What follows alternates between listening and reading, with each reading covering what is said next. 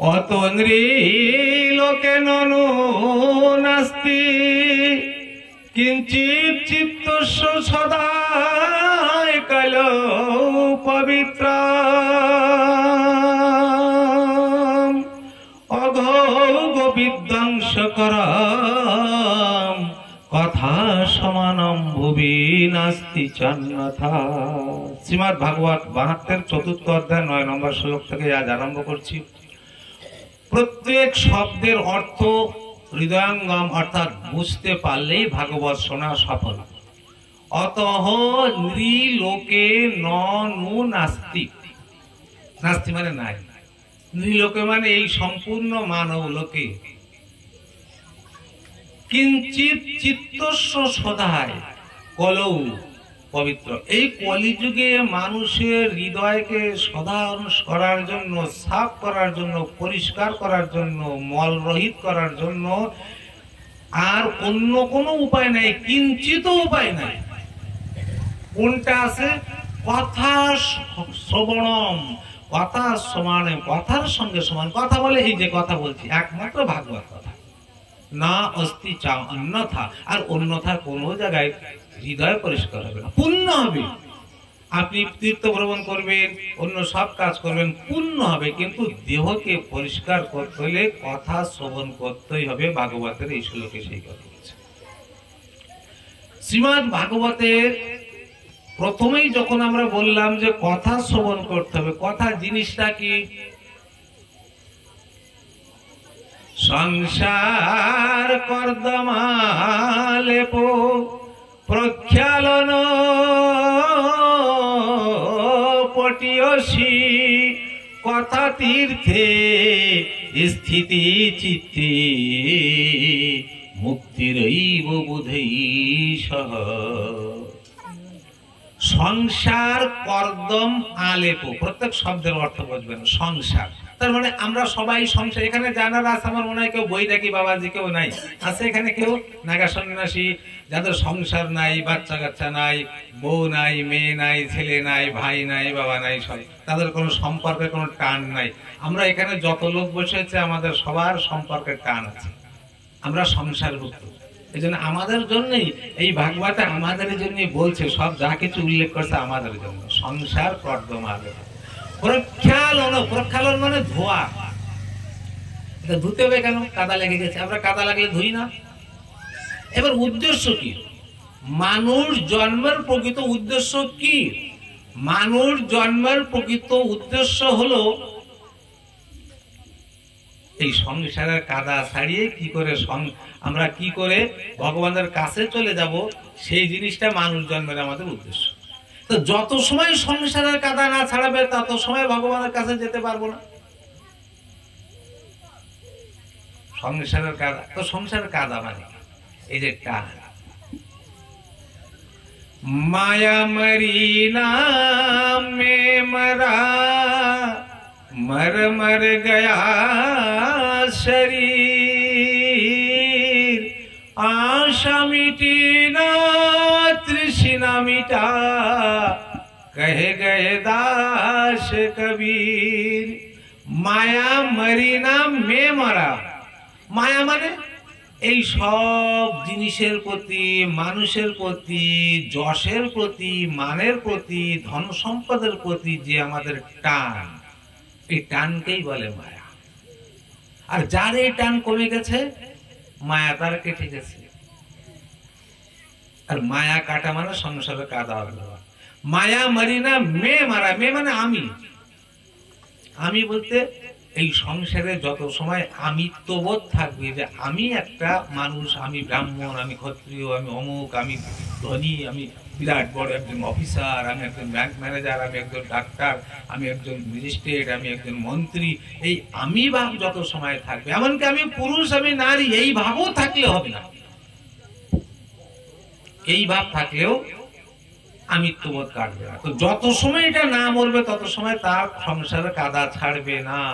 আর এই সংসারের কাদা ছাড়তে হলে তাকে একমাত্র কি করতে হবে? ভাগবত শুনতে হবে। সমস্ত জীবন কাটিয়ে দিলাম ঠাকুরের নাম করতে করতে, কিন্তু তবু আমার মায়া এবং আমিত্ববোধ গেল না। এই জন্য বলছে মে মারা মায়া মারি না, মে মারা মার মার গায়া শরীর, শরীর তো মরে মরে যাচ্ছে। আমি এখন আমার এই বয়সে যেমন দেখছি, দেখা যাচ্ছে আমাকে, আমি কি 2 বছর বয়সে, 1.5 বছর বয়সে, 6 মাস বয়সে এরকম ছিলাম? তা ধীরে ধীরে ধীরে ধীরে আমাদের সবার কেমন শরীর হয়ে যাচ্ছে না?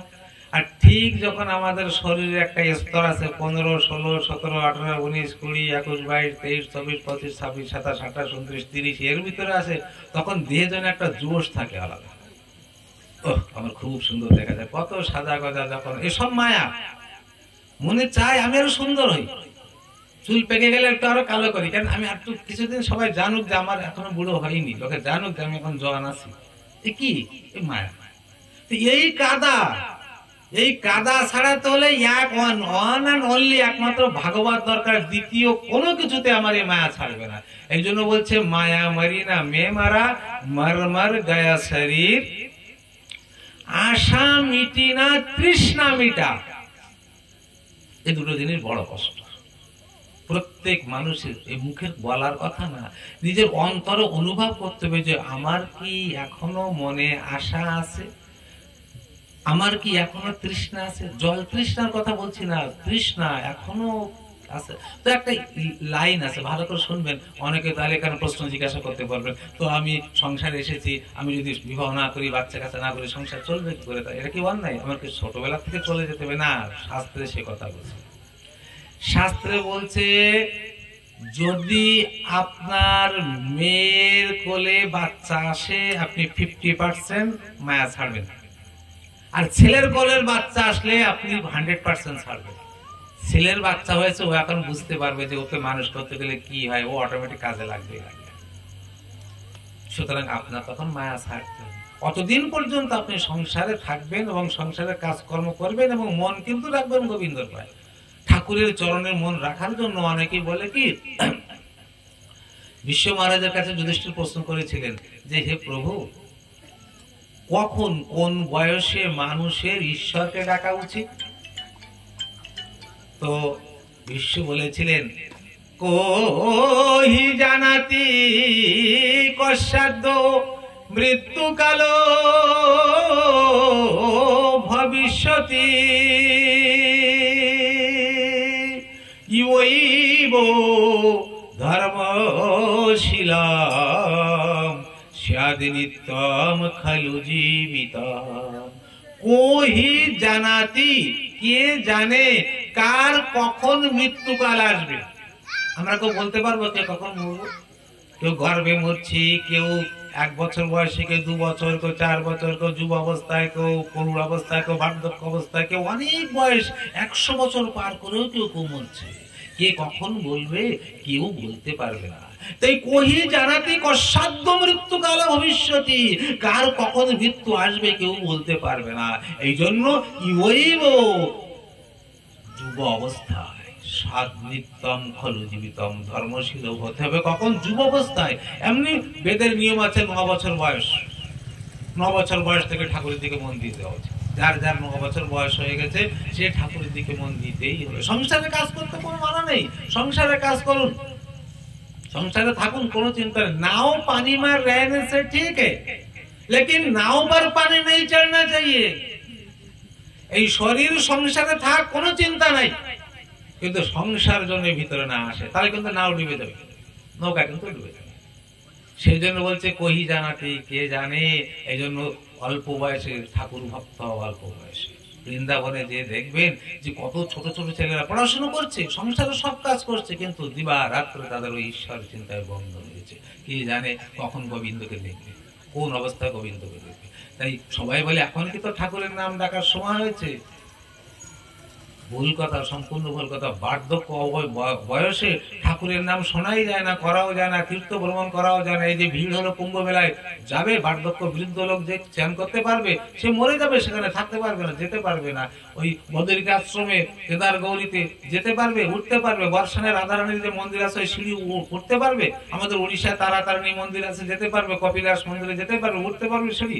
এই জন্য যুব অবস্থায় যেতে হবে সেখানে। তো তাহলে কি হবে, অভ্যাস করতে করতে করতে করতে ধীরে ধীরে ধীরে ধীরে সংসারের কাদা তার চিরদিনের জন্য চলে যাবে। আর যখনই সংসারের কাদা চলে যাবে তখন মন তার পবিত্র হবে, মন পরিষ্কার হবে। যত সময় মন পবিত্র না হবে তত সময় ভক্তির যে কি স্বাদ কি টেস্ট জানবে না। ভক্তি, ভক্তি কাকে বলে? সর্বোপাধি বিনির্মুক্তম তৎপরত্বের নির্মলম ঋষিকেন ঋষিকেশ সেবনম ভক্তির উচ্চতে। ভালো করে বুঝবেন, এই শব্দের অর্থ না বুঝলে ভক্তি আসবে না। আমরা বলছি লোকটা তো খুব ভক্তি, খুব কানাকাটি করছে, খুব গোড়াগড়ি খাচ্ছে নাম যজ্ঞের মাঠে বসে। না, সে কথা ভক্তি তা না। ভক্তি কি?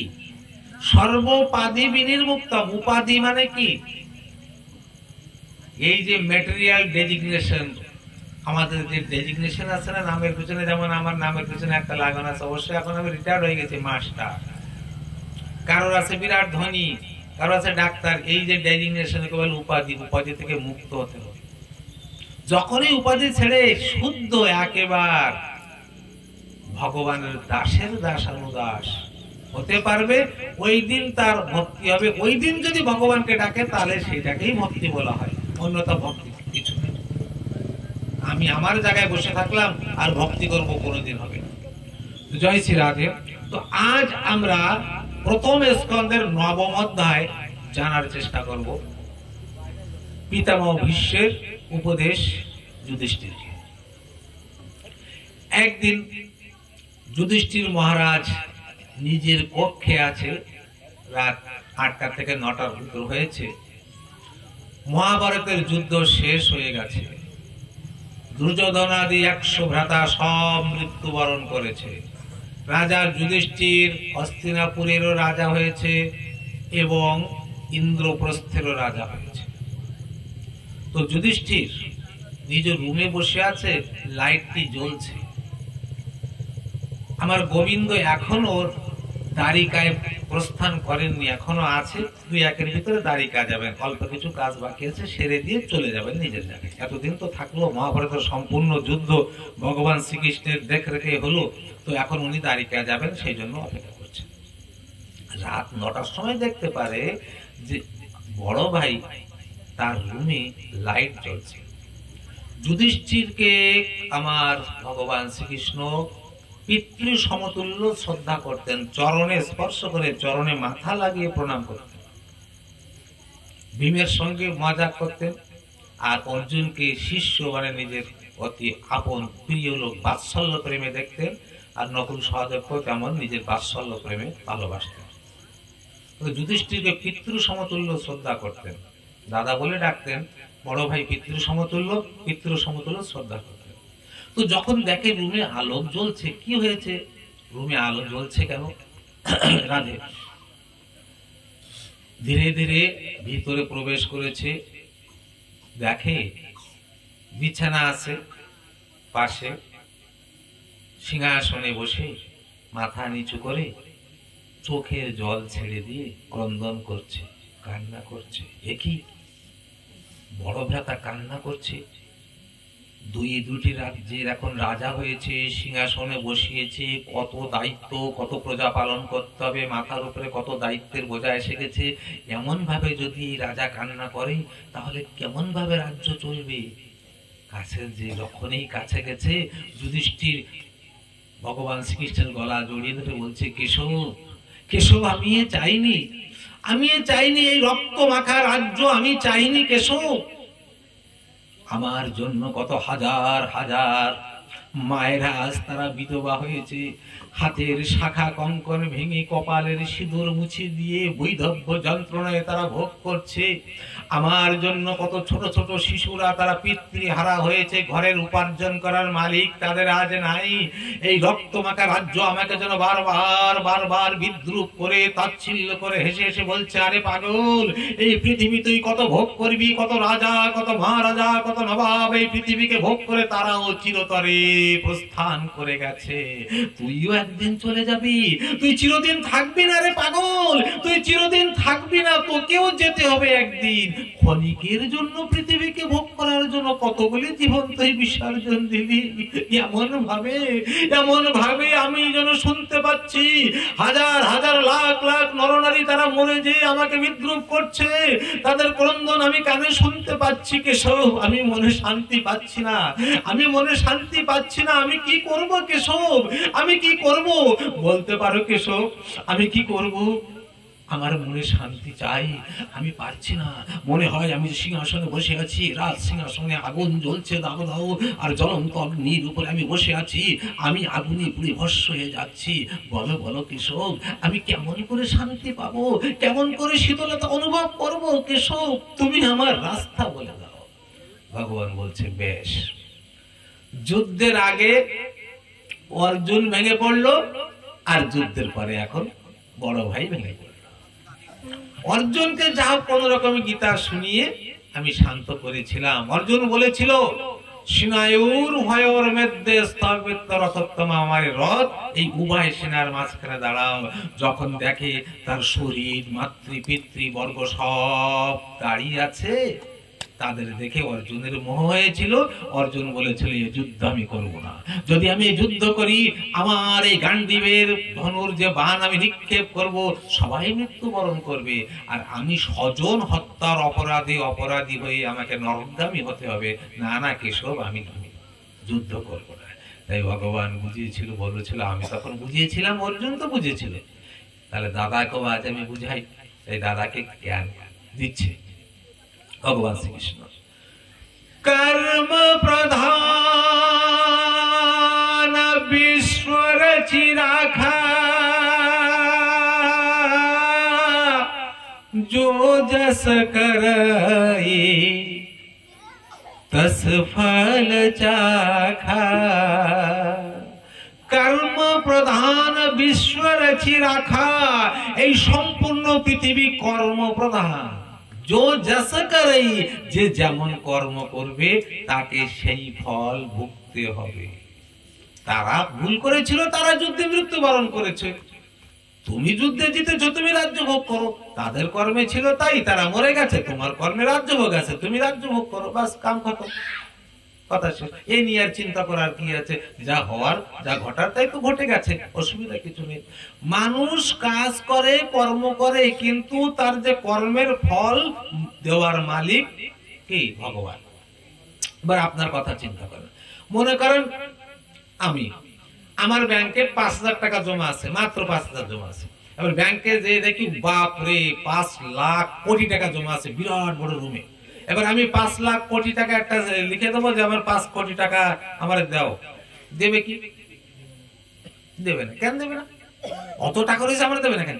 আরে আমার জমা মাত্র 5,000, দেবে কি করে? আরে যার পূর্ব জন্মের কর্মফল আছে সে আজ কোটি কোটি 2-3 তলা বিল্ডিং হবে, তোমার কর্মফল নেই, তোমার কোটি করে থাকা লাগবে। তুমি ওতেই মেনে নাও যে আমার কর্ম ঠিক ছিল না হয়তো, তাই আমি দুঃখ করে লাভ নেই। আমার কর্ম ঠিক ছিল না, আমি নিচু করে জন্ম হয়েছি। আমার কর্ম ঠিক ছিল না, আমি কালো হয়ে জন্ম হয়েছি। আমার কর্ম ঠিক ছিল না, আমি অন্ধ হয়ে জন্ম হয়েছি। আমার কর্ম ঠিক ছিল না, আমি খোড়া হয়ে জন্ম হয়েছি। আমি কর্ম ঠিক ছিল না, আমি অশিক্ষিত হয়ে জন্ম হয়েছি। আমার কর্ম ঠিক ছিল না, আমি গরিব হয়ে জন্ম হয়েছি। এ মনে ভেবে নাও। কেন? कोई कहू सुख दुख ना करे दाता, निज निज कर्म फल सुन मेरे भ्राता। বলছে কেউ কারোর সুখও দেয় না, দুঃখ দেয় না। ভগবান কাউকে সুখ করে না, কাউকে দুঃখ দেয় না। পুরো মনে বসে রাখেন ভাগবতের কথা। ভগবান কাউকেও ধনী করে না, কাউকে সুখী করে না, কাউকে বড় চাকরি দেয় না, কাউকে সুন্দর করে না ভগবান, আর কাউকে দুঃখীও করে না। ওই কাহু সুখ দুঃখ না করে দাতা। দাতা মানে ভগবান।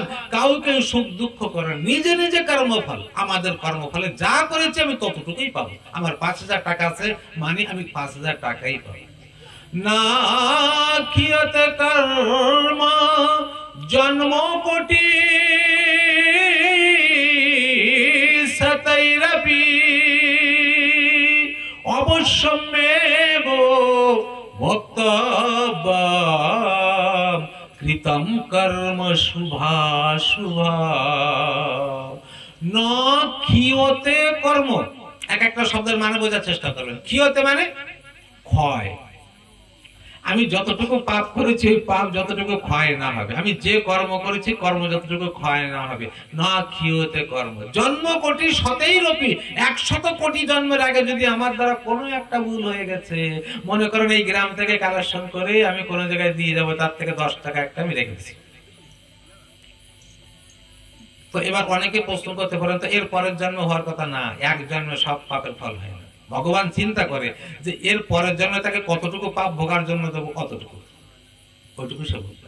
তারপরের জন্মে এমন ভাবে যদি বেশি হয়ে যায়, যদি বেশি, আচ্ছা মনে করেন আমার কাছে টাকা বেশি আছে, আমার 1 সপ্তাহের বাজার করতে গেলে একটা 1000 টাকা হয়ে যায়, তো আমার কাছে 5000 আছে, আমি কি 5000 টাকা বাজার খরচ করবো? রেখে দেবো, তারপরের সপ্তাহে 1000 খরচ করবো। তা আমার পাপ যদি বেশি হয়ে যায়, পরের জন্য সব পাপ ভুগতে দেবে না ভগবান, কিছু দেবে। আবার ওই পাপের যদি আবার পরের জন্য কিছু পাপ করি, আমার যে পাপের যে খাতা আছে চিত্র, ওইখানে আবার জমা হবে বেশি, তাহলে আবার আরো পরে যাবে। ভালো করে বুঝে না, তোমার পুরা গীতায়, ভাগবতে, বেদে, উপনিষদে এই কথা বলছে, মানুষের ধীরে ধীরে পাপ ক্ষয়। যে আপনারা এখানে আসছেন, ক্ষয় হচ্ছে, ক্ষয় হচ্ছে, পাপ ক্ষয় হওয়ার কথা নাই। কথা শ্রবণাম্ভ বিনাস্তি চান্নতা, কথা শ্রবণ করলে পাপ গ্যারান্টি গ্যারান্টি গ্যারান্টি ক্ষয় হচ্ছে। কিন্তু পাপ ক্ষয় করে আবার কালকে আরো পাপ জড়ালাম, তো ওই মেন যে ফ্যাক্টরি আছে ওতে জমা হবে। আমাদের যে মোবাইলে ফাইল থাকে না, মেন ফাইলের থেকে আবার একটা জায়গায় আবার ওখানে গান শুনি, আবার ফাইলে যাই, ফাইলের থেকে এখানে আসি। তো আমাদের যাবতীয় লোকের কর্মফল ওই মেন ফাইলে জমা আছে।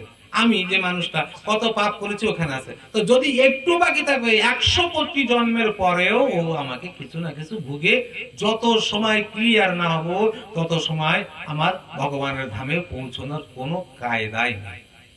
দেনা শোধ করে তারপর এখান থেকে যেতে হবে। তো বলছে, দাদা তোমার যা কর্মে ছিল তোমার তা হয়েছে, তুমি ও নিয়ে মাথা ব্যথা করো না, তুমি এখন রাজা হয়েছো, রাজার অনেক কর্তব্য আছে, করো।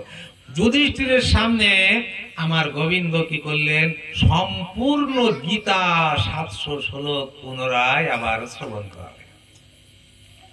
রাত এদিকে প্রভাত হয়েছে, শ্রবণ করিয়ে একটু টেস্ট নিয়ে দেখলেন যুধিষ্ঠিরের অবস্থা যেমন ছিল ঠিক তেমনটি আছে, একটু কাজ হয়। অবাক হয়ে গেছে ভগবান, কি হলো?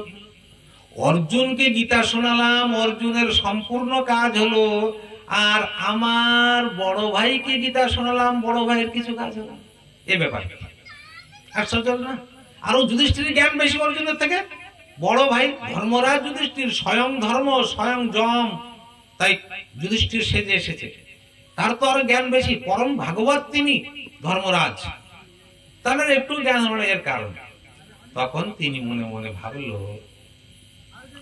যত সময় পর্যন্ত বক্তার প্রতি ঐশ্বরীয় ভাব না আসবে তত সময় পর্যন্ত বক্তার কোনো কথা শ্রোতার কাজে লাগবে না। এ কথার মানে ভগবান শ্রীকৃষ্ণকে যুধিষ্ঠির নিজের ছোট ভাই বলে ভাবত, ছোট ভাই। যখন এর পূর্বে একদিন দ্বারিকায় যাচ্ছিলেন, তখন যুধিষ্ঠির অর্জুনকে বলছে, অর্জুন, গোবিন্দ কানা আজকে যাবে দ্বারিকায়, তুমি তোমার গান্ডীব নিয়ে, রথ নিয়ে যাও, ছেড়ে দিয়ে এসো। কেন আমি ছাড়তে যাব? সেনাপতি আছে, সৈন্য আছে, সে যাবে নিজে। আর যার কৃপায় এত বড় মহাভারতের যুদ্ধ অনায়াসে আমি পার হয়ে গেছি, যেমন গরুর বাছুরের খুর পা দিলে ছোট্ট গাড্ডায়, ওই গাড্ডা পার হতে গেলে যতটুকু কষ্ট লাগে ততটুকু কষ্ট আমরা করিনি, এত অনায়াসে এত বড় যুদ্ধ আমরা জিতে গেছি। আর তাকে আমি নিয়ে যাব ওই দ্বারিকা পর্যন্ত, কি করে সম্ভব? অর্জুন তর্ক করতে নাই, যা বলছি শোনো। দেখছো না কানে সোনার কুণ্ডল ঝুলছে, হাতে করবন্দি সোনার, মাজায় সোনা, গলায় সোনার লকেট ঝুলছে, সামনে ভিগেরদের বস্তি আছে, ডাকাতি করে নিয়ে যেতে পারে। মানে যুধিষ্ঠিরের নজরে কৃষ্ণ এখনো ছোট শিশু, বাৎসল্য প্রেম, আর অর্জুন গান্ডীবধারী, অর্জুন সব রক্ষা করতে পারে। যুধিষ্ঠির যদিও জানে ইনি গোবিন্দ, ইনি ভগবান, ইনি অনাদির আদি নিত্য নিরঞ্জন, ইনি, তবু সামনে এলে বাৎসল্যের চশমা লেগে যায়। এজন্য কথায় বলবে, দেখবে কথায় সবাই আমাদের গ্রাম অঞ্চলে বলে, বাড়ির লোকে চিকিৎসা করলে রোগ ভালো হয় না। বাড়ির লোকের প্রতি অত ভবে, আমার দাদা, আমার বাবা চিকিৎসা হবে না, ওর অ্যাকচুয়ালি ভালো হয় না। আমি আমার গ্রামে ভাগবত আলোচনা করলে কাজ দেবে না, ধীরে ধীরে আলোচনা কি দেখছি, সব লাভ থেকে দেখছি। সেদিন দেখলাম পুকুরে স্নান করতেছিল, গামছা, কি করে ওর আলোচনা কোনোদিন ওই ঐশ্বর্য ভাব আসবে না। যত দূরে যাবো তত ভালো হবে। কয়েকদিন আগে 27 নম্বর গৌরীপুর আলোচনা করে এসেছি, লোক দেখলে অবাক হয়ে যাবেন যে এত পরিমাণে লোক কোথা থেকে আসে। প্রথম দিন 4টা 5টা এই এক একটা এরকম টেন্ট ছিল 6টা, তারপরে আরো 7টা এত লোক আসছে। আমি একটা ইউটিউব চ্যানেল খুলেছি, ওই চ্যানেলে যদি সাবস্ক্রাইব করেন আপনারা দেখতে পাবেন, সব সময় দেখতে পাবেন সেই চ্যানেলটি। এই যে ভিডিও করছি এটাও সেই চ্যানেলে যাবে, তো আপনারা দেখতে পাবেন। দেখবেন লোক কি করে, কেন যত দূরে যাব তত যে বক্তার প্রতি একটা শ্রদ্ধার ভাব, একটা ঐশ্বর্য ভাব আসে। তো যেখানে ভগবান নিজে বলছেন যে আমার প্রতিও শ্রদ্ধার ভাব আসছে না, শ্রোতাকে যুধিষ্ঠির আর বক্তাকে ভগবান স্বয়ং কাজ দিচ্ছে না, তো কি করতে হবে? এবার বলেছে যদি কাজ দিতে হয়, আজ 52 দিন পর্যন্ত পিতামহ ভীষ্ম সরসজ্জায় শুয়ে আছে এবং সরসজ্জায় শুয়ে অপেক্ষা করছে, হে গোবিন্দ, কবে তুমি আমার সঙ্গে দেখা দেবে? তোমাকে দর্শন না করে আমি আমার জীবন বিসর্জন দেব না। পিতামহ ভীষ্মের ইচ্ছা ছিল যতদিন পর্যন্ত সে না চাবে সে মরবে না। ইচ্ছা মৃত্যু ছিল, বল ছিল ইচ্ছা মৃত্যু। এবার সবাই এই কথা বলেন যে দক্ষিণায়ন ছিল, তো এই জন্য বিশ্ব উত্তরায়ণ পর্যন্ত অপেক্ষা করেছিল। মিথ্যা কথা। বিশ্বের একটা অপরাধ হয়ে গেছিল, সেই বিশেষ করে অপরাধটাই আজকে আলোচনা করব। সেই জন্য 52 দিন পর্যন্ত তিনি শুয়ে আছেন। ভগবানের মাথায় একটা চিন্তা আসলো, এই কথা যদি আমার এই কথাগুলি আমি বিশ্বের দ্বারা যদি বলাই তাহলে কাজ দেবে। দেখবেন বাড়ি যদি কখনো বাবার কথা ছেলে না শোনে, বুঝায় শোনে না, কিন্তু বাবা চিন্তা করে এই কথা যদি আমি ওই লোকটা দিয়ে বলাই আমার ছেলের, তাহলে ওই লোকের কথা আমার শুনবে। এরকম সবাই বলে কেন, ওর কথাটা শুনবে। তো ভগবান শ্রীকৃষ্ণ ওই প্ল্যান করছে ভাগবতের কথা, 9ম অধ্যায়ের কথা, 1ম স্কন্ধে বিশ্বর দিয়ে বলাবে। তো কিছু সময় পরে সবাই কি বলছে, ডাক দিয়ে, এই ভ্রাতৃবর্গ শোনো, আজ 52 দিন হয়েছে পিতামহ ভীষ্ম সরসজ্জায় পড়ে আছে, একটু দেখা করতে যাবে না? চলো একটু দেখা করে আছে। যুধিষ্ঠির, ভীম, অর্জুন, নকুল, সহদেব, দ্রৌপদী, মাতা কুন্তী সবাই প্রস্তুত হচ্ছে, যাবে। আর এদিকে সরসজ্জায় শুয়ে আছে কে? পিতামহ ভীষ্ম। দেহের থেকে এক এক বিন্দু রক্ত সব গড়িয়ে পড়ে গেছে, জীবনটা আছে একদম পাতলা হয়ে গেছে, বানের উপরে শুয়ে আছে। কিন্তু মন কথায় লাগানো আছে, মন লাগানো আছে আবার গোবিন্দের চরণে। এই জন্য যে যন্ত্রণাটা, এই যন্ত্রণাটা কমে গেছে যার মন গোবিন্দের চরণে থাকে। মন এব মনুষ্যানাম কারণ বদ্ধ মোক্ষয় বদ্ধাম তু বিষয়াসক্তাম মোক্ষম নির্বিষয়ম মন।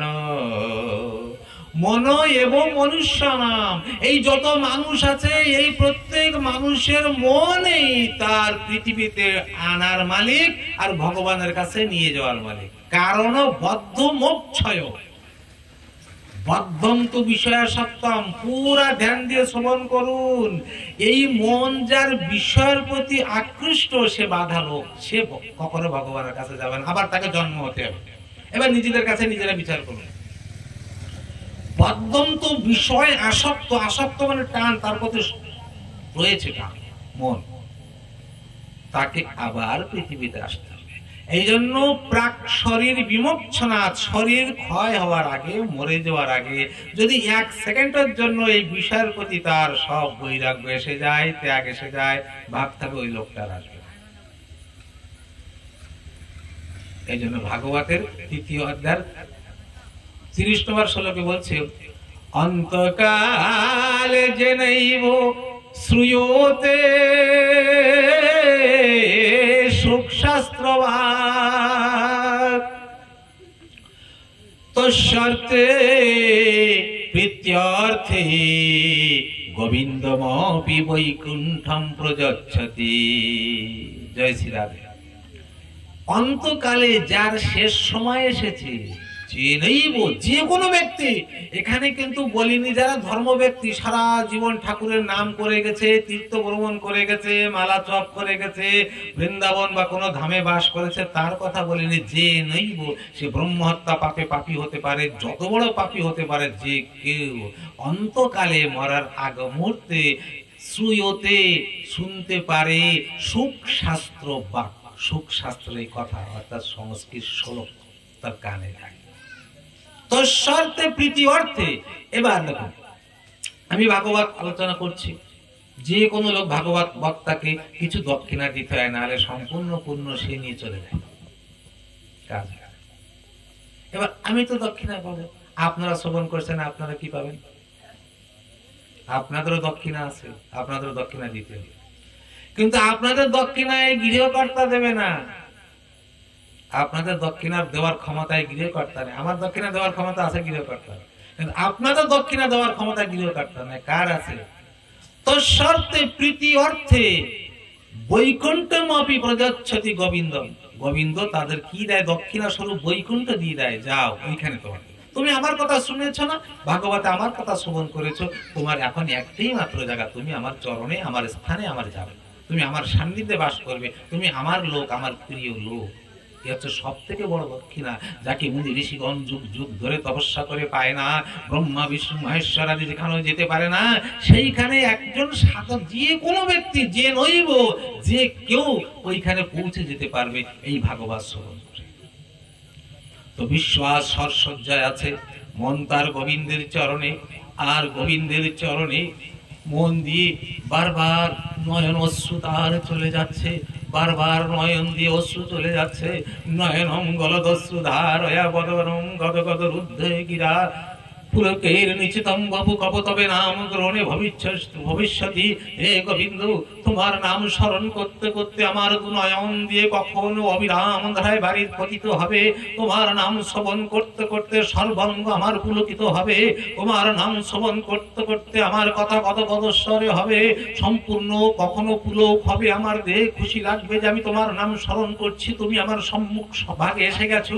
ও গোবিন্দ, তোমার রূপ না জানি কত মধুর, তোমার নাম এত মধুর, রূপ না জানি কত মধুর। কবে তুমি আমার সম্মুখে আসবে, কবে তুমি আমার সম্মুখে আসবে?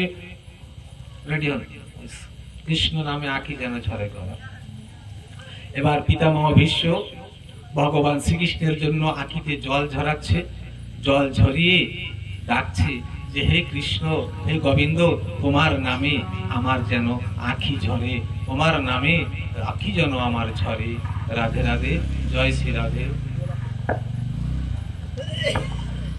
বাবু মাইক বলো, সাউন্ড সিস্টেম বাবু এদিকে স্ট্যান্ড দে।